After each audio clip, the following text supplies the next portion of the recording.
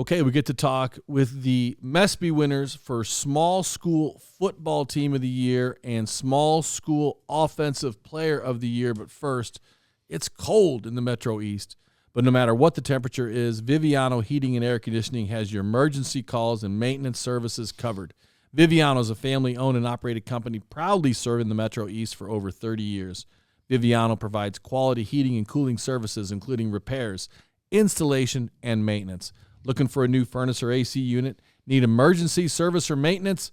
What are you waiting for? Call to schedule a service appointment with Viviano today at 618-345-7498 or visit them online at vivianoair.com. And you guys play any golf? No, I do not. I do. Maybe, yeah. One day you'll be throwing around your golf clubs on the course just like the rest of us.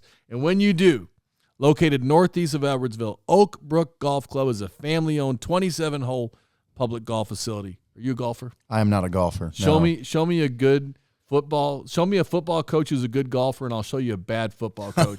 Somebody once said that, not me. Well, I can show you a bad golfer. That's for sure. I can show you that. Well, you can be a bad golfer. You'll have a great time at Oak Brook because they are a family-owned 27-hole public golf facility, and their goal is to offer the highest quality golf experience for a reasonable fee.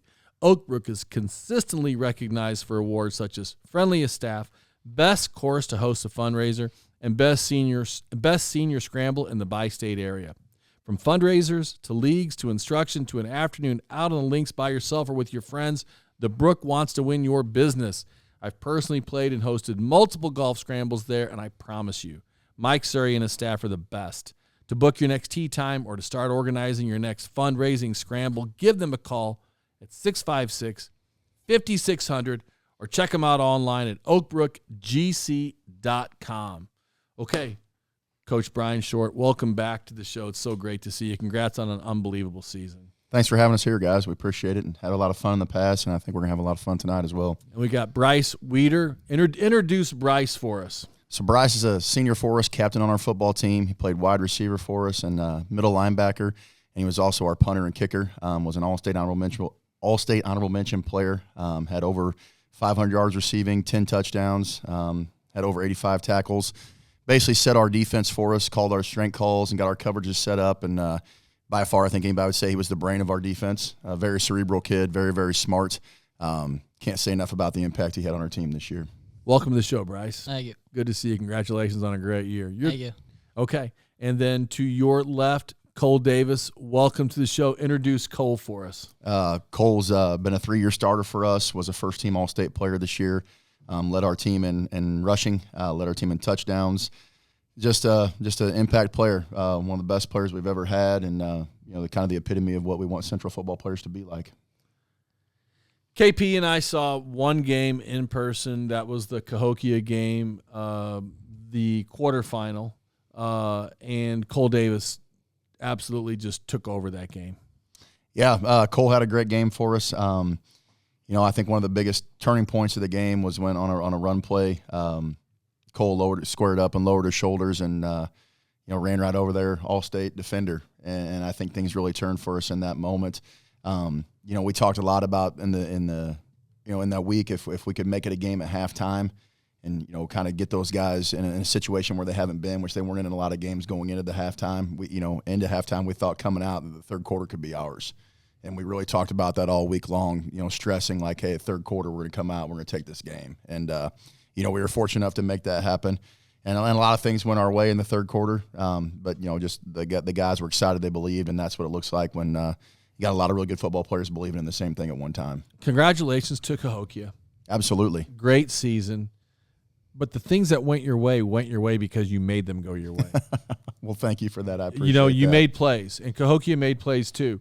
Credit Heartless Holman, their wide receiver, who absolutely had a fantastic game. That kid never gave up. He scored. He caught, and the other thing about that impressed me about him, not to belabor the point, but he caught balls in the middle and in traffic and went around people. He wasn't making, to me, he was making the tough catches and getting out there and making plays. All right, but welcome to the show. Good to see you. Thank you. I appreciate it. Okay. What are your top memories from the show? I always love to ask the kids, what are you going to remember from this year? Cole, let's start with you. Definitely the Cahokia game. I think it was an awesome experience. And And obviously the Rochester game didn't go our way, but I would say that game as a whole was a great memory for us. And then I have to include the Milk Bowl also. Winning that 3 years in a row is a very good feeling. And that's the first time that Central has won the Milk Bowl 3 years in a row. Yes, sir. Correct. And the score was not a very competitive game this year. 49-0. Okay. So let's call it what it is. 49-0 is a lopsided victory. Yeah. And, congratulations. Thank you. To you. And what will you remember, Bryce? I'd have to say Kokia game as well. First time ever winning the quarterfinals. It was awesome going on. Rochester game, obviously didn't work out, but awesome just the experience we had, almost winning it. And then Milk Bowl, winning 3 years in a row, too, as well. To me, the saddest part about sports, especially high school sports, is sometimes you can play an unbelievable game and lose. And it's tough to figure out how you're supposed to feel about that. Because as a coach, you're proud of your guys and how you played. And it's just like, we played a great game and we need to feel good about this, but it still hurts. How do you feel about the Rochester game? Yeah, I mean, that's what the message I tried to deliver after the game was I just, I told the guys I thought they did everything that it took to win. They did everything the way I asked them to. I mean, they knew their scouting report inside out. They came out ready to play, took the fight right to them, made adjustments at halftime and came out again a very strong third quarter for us. And, it was one of those things where we almost had to play perfect, and you can't expect that from people. And overtime, I was so proud of the way that, we had a couple of tough drives where things didn't go our way, but we came right back out and scored in the overtime and did things to put ourselves in a position to be in the lead in overtime, which, not a lot of people get to say against Rochester. So, I've had a lot of people ask me, like, are you okay? Like seriously checking in on my well-being, which I appreciate greatly, but I am. I am. I think these guys will tell you last year we lost a heartbreaker in the playoffs, and then, I think we were a better team because of it this year. And it's not easy to say that in front of seniors, and it wasn't last year, and it's not easy to say that in front of these guys. But I think we're going to be better in the future because of losing that game in overtime in the semifinals.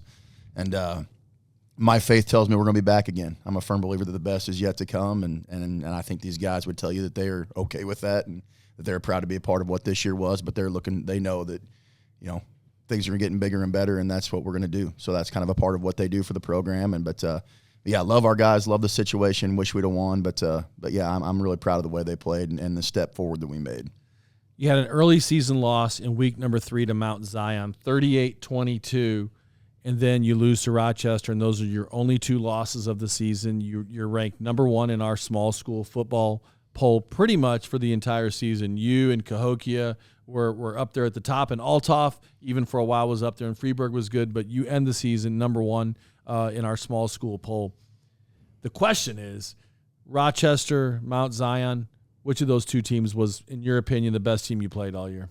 I think it's going to be hard to take anything away from Rochester just with their background and the things that they do and have done forever. We've played Mount Zion now 4 years in a row, 3 times in the playoffs and once in the regular season, and that's not a knock on them at all. I mean, they were a phenomenal program, and they're doing great things, and they're on the rise as well. But I think anytime you're talking about who's a better team, just the mystique of how fast they go on offense, the resume they have, I mean, it's really hard to get by that. Rochester has had tons of success, and if you don't believe me, check them out on social media. They'll let you know right away about their success, just in case you've forgotten. The thing that impresses me, one of the things that impresses me about these 2 kids is you guys are stars on both sides of the ball.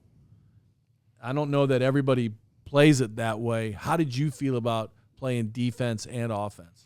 Yeah, so my sophomore year, I started out just playing running back, and I knew junior year that I would have to step in and play some defense. And I think it's just the role you have to take. The coaches say you have to do this role in defense or offense, and you have to take it. And like he says, we're inside and out of our scouting reports, so it's just take your role. And I feel like we don't have a lot of insane stars stats wise. We all just know our roles, and we just are unique to our own roles. Do you like it? You like playing defense? Yeah, I love it. You like playing defense? Yeah, even more than running over people? I mean, scoring touchdowns is pretty fun. It is, yeah. I wouldn't say this year I liked it more. I definitely liked the running back more this year, but defense was still awesome, being a part of that. All right, let's see if I know what I'm looking at. I saw Cole Davis lining up and taking on their best, fastest wide receivers and almost lining up like a corner at times. True or false? Yeah, he's out in space. Yeah, he's our outside linebacker, and he'll line up over the slot receiver. And, we try to use Cole to take away the perimeter game. And, that people like to throw a lot of quick screens and stuff like that. Well, if you see him out there, I'm not really sure that's the best thing that you need to do probably for your offense. So we tried to use him out in space to take that away from people. That's what I saw, and I was surprised to see, because I'm watching this kid score 4 touchdowns in a single half against Cahokia. He scores a touchdown, catches a pass, leaps over a kid, makes one of the most fun plays that I watched this year. It was a really fun play to watch. It was a really great. It was fun to watch. I don't know how else to very athletic. And then the very next play, he's out there on defense again. You know what I mean? I was like, man, that's so cool about high school football. Yeah. Well, I'd say that the fortunate thing we have, too, is that these guys weren't buried out there on both sides, meaning we've got guys that can rotate in with them. Cameron Biggs was a backup running back for Cole, who is very capable of coming in and getting carries. Bryce and Jackson Campworth, Jackson's our other starting linebacker. So it's they have options of rotating in and out. And the best part is these guys know, too, that we're better with those other guys in there than we are with them being dog-tired. Yeah. And it's one of those things where it's not a pride thing or anything like that. Like, hey, I'm out of breath, come and get me. We kind of left it up to them for the most part to sub on their own, especially down the stretch. But, I think that's a big part of it, too, is just trusting, hey, I know I'm going to have to sit out a play or two here, but it's better to have him in here fresh and full strength than me being dog-tired and not doing what I'm supposed to do. So I think that's a big part of our success. That is a big part of your success. But another really huge part of your success is the leadership and the coaching. You guys describe playing for Coach Brian Short. I think, coming into freshman year, it's a bit intimidating at first, but, the responsibility you have to take on. But you develop it through the years, and it's an awesome experience, I think this year we had a lot of silent leaders through action, which I don't know if he's used to in the past. But so that was kind of a different action. Is that you? Path. Yeah, I would say so. I can be sometimes, but I think through action I lead. I think it's the same thing with Bryce here. But yeah, it's overall awesome experience. The culture he spreads and the just the tradition that we have. Describe the culture. Well, I think if you watch that Cahokia game, you can see it. I think that going into halftime, people had some doubts, but we never did, and that describes it. Never giving up, playing for your teammates, just realizing you have a role and just execute it every single play. What's it like playing for this guy? It's awesome. Freshman year I came in, intimidating. Throughout the years, he preaches leadership and all this, love. And throughout the years, you understand to get, what love means. It's not just a word. It's action, doing stuff for each other. And then he preaches leadership, and he taught me how to be a leader, and that's how I got to lead the defense and how we became who we are. How do you lead the defense? What does that mean? You're calling the plays. He called you the quarterback of the defense. So you're calling the plays. You're based on what you see. What else did you do to lead that defense? I try getting everyone lined up, the D-line, Rip and Liz, so we got to, shade to whatever side we think the play's going to. If, he calls in a check, I'm the one that's going to call it in, make sure everyone hears it. It's vocal. Yeah, some people don't understand how cerebral football is and can be, and these are smart kids that are able to make adjustments and listen to in-game coaching. Yeah, absolutely. Most of the stuff that we do is pre-snap. We see how people line up, and that's kind of what we do, and that's what he's talking about. He sees formations and makes certain calls based off of what we worked on throughout the course of the week. So, there's a lot on Bryce. And now the rest of the guys are pretty smart, and they're able to handle it too, but it comes through him for the most part. But the good thing about it is they all listen and they talk and they work back and forth. And communication is such a challenge in sports these days because kids spend most of their time communicating with their thumbs and a screen. So we're really blessed that our guys do a great job communicating across the board, talk to each other, work together. And it's just it's pretty amazing. There was a couple times where in the Cahokia game where we'd make our call, they'd switch their formation and make a check. We'd make a check back. I think there was 3 times where it was 3 checks back and forth. And I can just remember from a coaching standpoint, I'm in the headsets talking to our guys, and I can just remember saying, look at our guys right now. Watch our guys. And just, again, to see the signals and the communication back and forth. And that's, we spend a ton of time preparing for people. But when you have situations like that and young men like these guys who make it worth every second, it's very rewarding because there's times when it's tough. You don't have a lot of sleep and you're missing time at home and things like that. But to see them take what you give them and run with it, and these guys do such a great job of that, that's when it's worth every second. How do you hear on-field coaching over the cowbells? Man, I heard cowbells in my ears for the next week, man. The Cougar fans, the Purple Pride. What do you call them? What do they call themselves? The Purple Thunder. We always call them the Central Football Family, but yeah, I don't know if they have a name or not. But they were out there, man. Absolutely, they were into it, and that's fun. Oh, it's great. You know, I would never complain ever about our game atmosphere, because even when we're on the road, you saw us on the road, you should see us at home. I mean, our game day experience that we have, our school, our administration has done such a great job at providing the absolute best environment for our guys. I mean, you know, we walk out through our locker room or walk out of the field house, and I mean, we go down an alley of people tailgating through the field house. Yeah, come out, and I mean, flags everywhere, tailgaters everywhere. We've got parents lined up, old players, I mean, just alumni and all this stuff. You know, we walk out and we come onto our brand new field, which is a phenomenal facility now too. I mean, it's just I mean, you don't have to work very hard to be fired up to play. And then it's just, you know, I walk out there all the time and just have to remind myself to, you know, don't take this for granted, and understand, you know, what you have here is so special. How many years have you been there? This is my 19th year as head coach and my 20th year overall. And you're loving it. Is the program where you thought it would be after 2 decades? Is this where you thought you'd be reaching the semis? I mean, if you'd asked me in 2006, if I thought that, I'd tell you I don't know. But if you'd asked me 5 years ago, I'd say that's where we're going. Okay. Yeah. I mean, it's the last 6 years have been really, really special. I just feel like it's been a culmination of everything that we've worked for, with a combination of having great young men and great families. And then also, again, I've got great coworkers and great administrators that, you know, make it really easy to dream. And you know, you ask for things that, you know, this is what I think it's going to take. And I think they feel the same way. They see the hours and the work that we put in. And you know, they're going to make sure on their end they're doing everything they can to make those dreams come true. And it's you know, it's unbelievable. But I'm, you know, so blessed and so proud to be where we are right now. And I still believe the best is yet to come. And it seems across the board, it seems like Central's having success in a lot of sports. It is. I mean, we come from such a great community, and our families work so hard, and our kids work hard, and just, again, and they believe in each other, and they believe in our coaches. You know, I think they believe in what, you know, the message that we're sending, and I think that comes from the top with our administration. You know, one of our main slogans for our school is "Imagine Greatness," and I think everybody knows that. They've seen it. It's on signs, and you know, it's impossible not to when you're in that place. I mean, you get good vibes as soon as you walk in the door. There's great energy at Central High School, and I think everybody feels that from the time they walk in. It makes such a difference when you're getting the support from the administration. And are you a teacher there? Yeah, I teach PE and health. All day long? Yep. You guys have weight room PE? Are you doing that? Yes. You're doing that. Yep. So you see these kids during the day? Oh, yeah. Yep, absolutely. That helps. Yeah, no, it's a part of it. And that's, you know, again, that's, you know, there's some schools that don't have that. I mean, some schools, if they want to lift as a team, they have to do that after school. We're fortunate enough to get to do it during the day as a school. So, again, we're very blessed, and we have no reason to not be successful. I mean, we've got all the tools that we need, and we've talked about that a lot, to say there's no excuses left anymore for us not to be a successful program. And there's pressure with that, but it's also pretty cool to know, like, hey, you know, if there's something that we need, there's a pretty good chance that they're going to provide it for us. Yeah. So having a field house is a pretty big deal. Yeah, it's awesome. Absolutely. Yeah. Pretty busy in there, and you have soccer, obviously, so it's pretty busy in there in the fall. It's booked the entire time.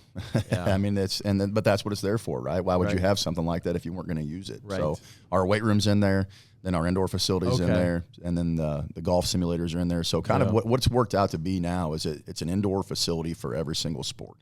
And for us now, with us having our turf field after this first year, now everybody basically has if there's some type of inclement weather or something like that, there's somewhere you can go to still get good work in. And that's a huge bonus for us. Yeah, good for you. New turf field this year. So you were playing on grass before that, or was it an old turf field? On grass? Grass, yeah. Okay, so you guys played 75% of your career on grass. Yep. And just your senior year, you switch over to the turf. Did your 40 time get faster? I think mine did. It must have been the turf. I guess so. It's a different type of turf too, so it's not the regular kind. So it was kind of a adjustment getting to it. But Well, you loved it, right? Oh yeah, 100%. Yeah. Running the ball on turf versus running it on grass. How would you? Oh yeah, it's way different. You just got a lot of, you can keep your feet under you, you know. Really? Oh yeah, yeah. What about getting hit and falling on the turf? Does it feel better or worse or This turf harder? doesn't really give much turf burn, I feel like. I would say our turf is definitely to get better hit on than grass. Yeah, I would say so too. How did that change you? How did that change what you're able to do now that you're on turf? Like, was it a different day for you? Oh, it's a night and day different. I can't. These guys know. I mean, I'd walk out there every day, and just to have that much functional space with lines, like people don't understand. You know, a football field's not even lined 3/4 of the year. So if you're like, hey, I'm gonna go out and run some routes, you know, yeah, you can still effectively do that, but you can't be precise and things like that. But to have lines everywhere, I mean, it doesn't even have to be it can be a sideline or an end zone line. You know, you need a straight line. You know, imagine being a basketball player and hey, go post up on the block, and there's no block.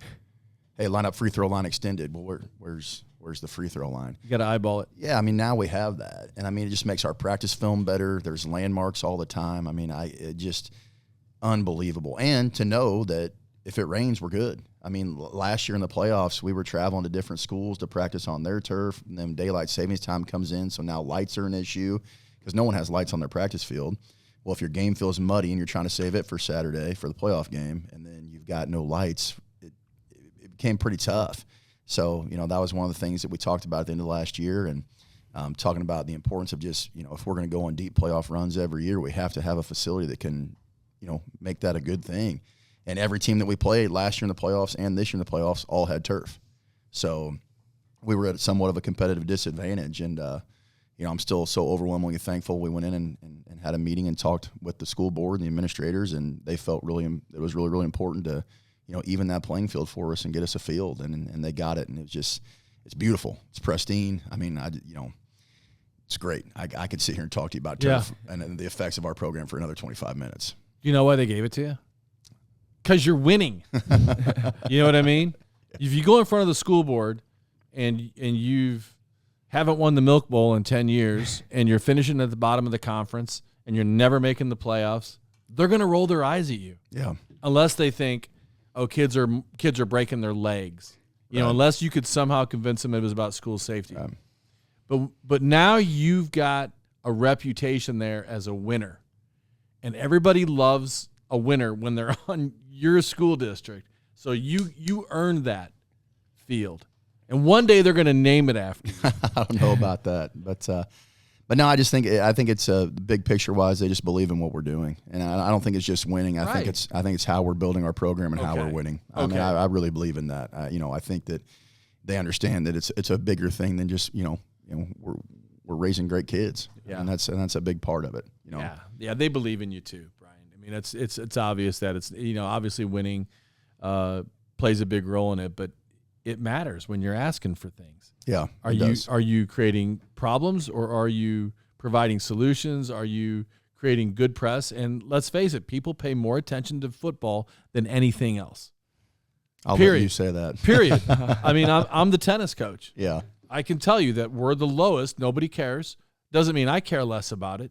I care just as much about tennis as you care about football. But I also know that nobody else does, and I don't expect them to. I don't care. All right. What did it feel like running out onto that turf, the first home game that you ran out on that turf? Were you so pumped up? Did you feel like you were making history? Like, man, this is a moment I want to remember forever. Yeah, it was the start to a very bright future, I feel like. And with all the hype videos too that we got, you know, in the preseason, it was a surreal feeling. You know, we got like the blow up Cougar and all the fans are out there. It's a really good feeling. Yeah, it's awesome. I mean, just knowing you got that brand new field, the first team to ever go run out on it, you know, feel like we used it pretty well, winning a lot at home. So You did. Did you play Mount Zion at home or away? We were at their place. Okay, so you've never lost on that field. We've never lost on our turf Never field. lost. You may No. never. Well, You may never. Yeah, I know that. I told those guys that was really important, I thought. And we've been really fortunate. Our record at home over the last, I want to say 6 years, I think we've only lost 2 home games, I think. 3 maybe at the most. Yeah. So I think that's a lot of it, too, that our people are really fortunate enough that, you know, when they've come to Central to see football, it's been good football. Yeah, it has been. Oh, say it again? Yeah. Who do you got coming back? Well, you know, we're losing a lot, but we've got a lot to build off of. Owen Kerr, our sophomore quarterback, had a phenomenal year. And, man, he really came into his own in the playoffs. I was doing some stats the other night just to kind of look at productivity. And I think in the playoffs he was over 66% completion rating, 12 touchdowns, 1 interception, and close to 1,000 yards. in 4 games. So he's going to be a major part of what we do. These guys did a great job with him this year and bringing him along the way as a sophomore. You know, when you're a predominantly senior team, you know, that sometimes that can be a problem. These guys did not let it be a problem whatsoever. We've got 2 returning offensive linemen coming back, and with Bennett Becker and who am I forgetting? Nolan Pruitt. Yeah.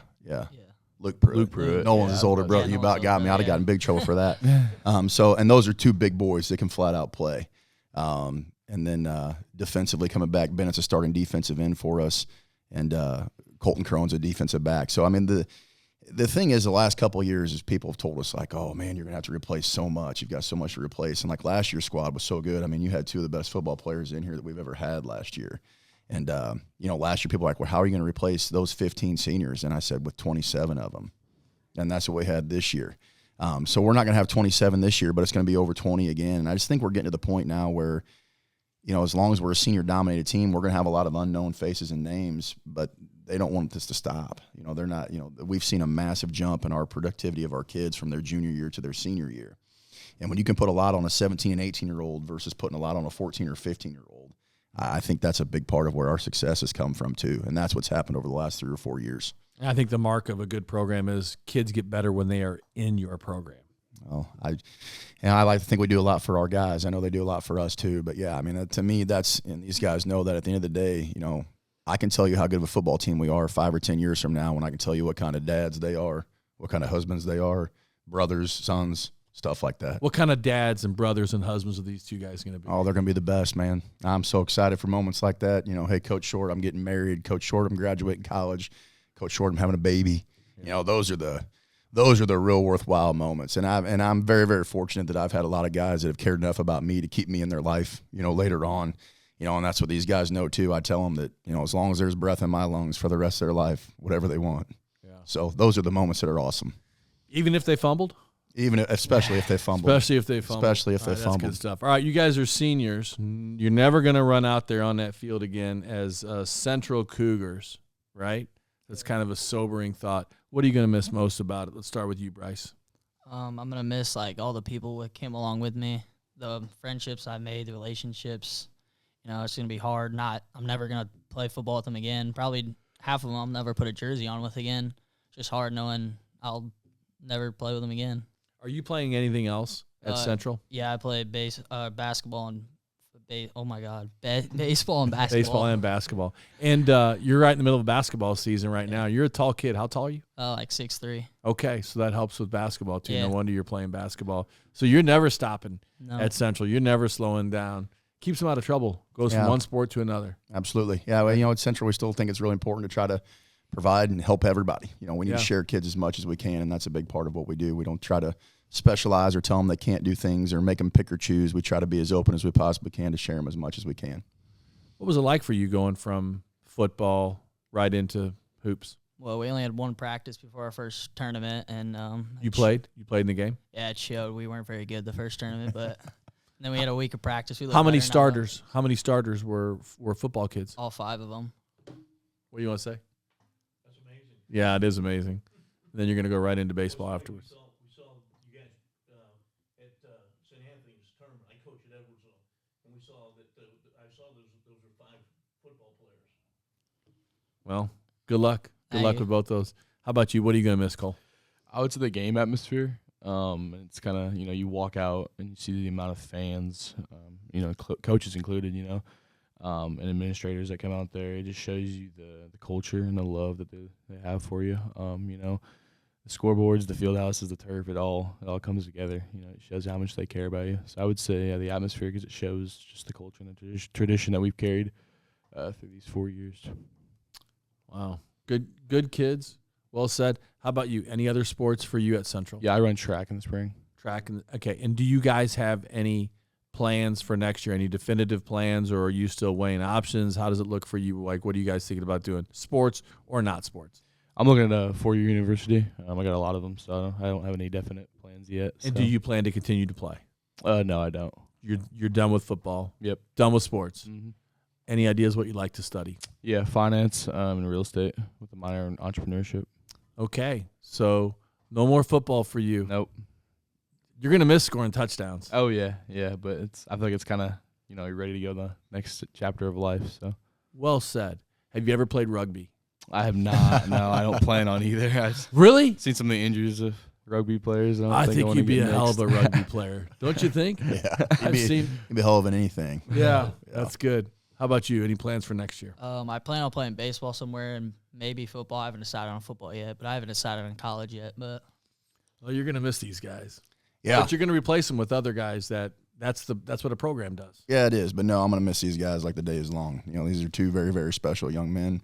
Ooh, just good stuff. I mean, you talk about what you're going to miss. It's just, to me, the prep with these guys, being with them. I love practice and just doing the behind-the-scenes stuff and just watching them absorb everything and take so much pride and accountability in their roles and what we do.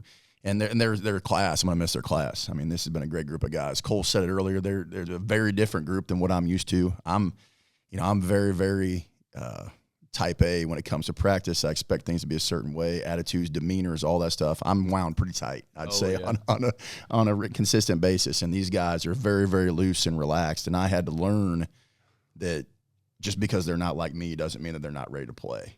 And I've learned that, and I've learned to appreciate that. It made me a way better coach than what I was. But no, these guys and how they prepare and they approach things, and just in general, it's going to be a little different looking out there and not seeing some of the same numbers and same faces. But like I said, I'm super excited about their future and the type of young men that they're going to be and the services they're going to provide to this world. Saying you love practice, have you ever heard of a great coach who didn't love practice? I mean, you got to like it, but I'm telling you, there's some times and some years where I didn't. I can tell Really? you that. So, yeah, I mean, it's just sometimes it's harder than other times. Yeah. And I'm sure people can, there's all kinds of reasons for that. But, it's true what they say, time flies when you're having fun. I feel like there's a lot of times when our hour and a half or 2 hours or 2 hours and 25 minutes goes pretty quick. And it's just, it's a testament to these guys and their approach and how likable they are and how hard they work. Let's talk about a video. I watched you go into halftime. Not go into halftime, but I watched you go sit in the shade of the bus and the trailer at Cahokia on a super hot day. And I told KP, kids are going to cramp today because they're not acclimatized to the heat. It was nasty hot that Remember day how hot for it being was? November. Oh, yeah, it was awful. And there were multiple kids that cramped that I saw on the Cahokia sideline. That was the sideline that we were on for most of the day. Any of your kids have any trouble with that heat? I think we did early on. Yeah, the first couple drives were pretty rough. And I think once the sun started dropping and got a little better. Got a little better, yeah. But that was very, very warm for November for quarterfinal weather. Yeah. But I watched you take the team over there and you talked and everybody seemed relaxed. And then I was going to take a video of you guys running out onto the field because that makes good theater. But instead of running out on the theater, you walked over to a group of what I assumed to be family members and just very calmly, like you were walking into church, hugged about 3 or 4 of them and then walked out on the field. And I thought it was a very human moment. Yeah, I think, as I've aged and gotten, more accustomed to things and just gotten smarter, I guess, just you don't have to be like that all the time. You don't have to be on edge all the time. And, I think seeing people that, I tell people all the time, if you're going to come to my game, come and say hi to me. You know what I mean? Because, hey, we were there. Well, I didn't see you. But so it keeps me calm and relaxed. And obviously the group of people I walked over to is my mom and dad and my family. And I've been very blessed my whole life to have so much support from so many people. But, they always make games. They're always there. And I've got a nephew that plays at Jerseyville. So they went to all of his games this year, which they should have, 100%.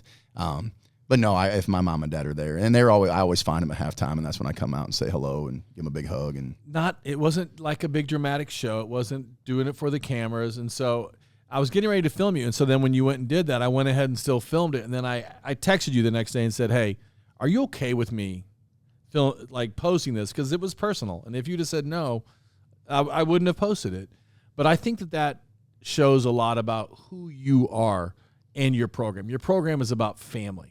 Yes, absolutely. Agreed? Yes, family and love. Family and love. The last time you were on the show, you used the L word multiple times, and you've done it again with these guys today. These guys tonight, I've also said that word. So kudos for you for doing it your way. Yeah. And doing it from the heart. I can see that. I can feel that. You agree with that? Absolutely. So you agree with that? Yup. Yeah. All right, let's get this kid back on here. We had him last year. He He did a fantastic job. Who do we got here today? Macklin. You are 1 year older than you were last time you were on the show. Do you remember being on the show last year? Yeah. Okay, what do you want to say about Central football? Did you go to a lot of the games this year? Yeah. Is it fun for you? Mhm. Is Dad always in a good mood when he comes home from football? Yeah. Are these guys nice to you during the football season? Yeah. Okay. I think you're pretty Outspoken. I think you're pretty lucky to get to grow up amongst a big group of big brothers, Coach. What do you say about that, Macklin? Nothing. Are they like your big brothers? Yeah. Tell these guys what numbers these guys are. What's Cole's number? 4, What's Bryce's number? 6. Yeah, he knows them all. Yeah, he talks about them by first name, and he loves them every second. And I think that loss against Rochester was just as hard on him as it was on any of them. Probably. Yeah, he was devastated, but yeah, he enjoys his time with them. That's for sure. All right, one last question for you, and we've talked about this already, Coach. This one goes to you. So, what did you tell these guys after Rochester? Do you remember the words you used? I at first I didn't know what to say, and then I walked Because by. you don't practice that speech. Oh, it's tough, and You don't want to practice that speech. no, but I walked by one of our assistants, Gary Caribbean. He's the one that helps me a lot on defense, and I said I don't even know what to say, and he goes, "Tell them what you always tell them. Tell them how much you love them," and that's what I led in with. I told him how much I loved him, how proud I was of him. We used David and Goliath as a part of our speech before the game, and I said I guess sometimes David doesn't win. But, I thought we prepared and did everything the right way, and that's what I told him. And I told him, just like I said earlier, I was so proud of the way that we responded. It's easy to play really well in that game when you're winning the entire time. And these guys, a couple mistakes were made by great players, which is going to happen. And I told both of them, I said, your worst moments, it doesn't define you. It's how you respond to it. And I was super proud of all these guys on how they responded to some of our lowest moments in that game, because we were up 35-21 with 11 minutes left, and things went wrong. But the bottom line is these guys didn't drop their head. They came back and played, and that's why I was so proud that we scored in overtime the way that we did, because we could have just gone away. Well, we stopped them before the end of regulation. I mean, that game could have been over in regulation, and we came back and played.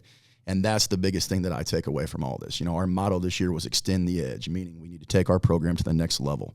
And it's really hard to do that when you were 11-0 last year before you lost your quarterfinal game. And I said the two ways that we could do it was improving our relationships with each other, and I definitely think these guys did that. And then I also said the measuring stick is Sacred Heart Griffin and Rochester, how you play against them.